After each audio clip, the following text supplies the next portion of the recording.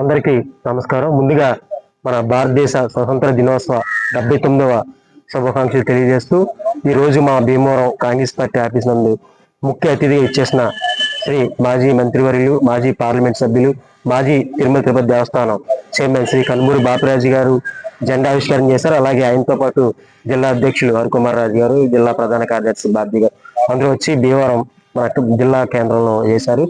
ఇది స్వతంత్రం నిజంగా మా అందరూ చెప్పినట్టు స్వతంత్రం ఎంతో కష్టపడితేనే ఈ రోజున మనం అందరం కూడా భారతదేశంలో ఈ రోజు ఎంత స్వతంత్రంగా ఉన్నామంటే ఆ రోజు ఎంతో మంది ప్రాణత్యాగం చేశారు.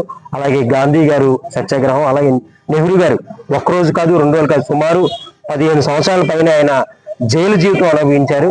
అలాంటి మహానుభావులు బ్రిటిష్ వాళ్ళని నిజంగా అన్ని సంవత్సరాలు మన పాతుపైన భారతదేశంలో ఏకతాటిపై కాంగ్రెస్ పార్టీ యొక్క ఏకతాటిపై అందరినీ ఒక కుటుంబంలో మనం ఏమైనా చేయాలంటే అందరినీ అలాంటిది భారతదేశాన్ని ఏకతాటిపై తీసుకొచ్చి మహాత్మా గాంధీ గారు మనకి ఈ రోజున స్వతంత్రాన్ని ఇచ్చారు. మన ఎంతో మంది ప్రాణ త్యాగమే ఈ రోజు మనకు భారతదేశానికి స్వతంత్రం వచ్చింది.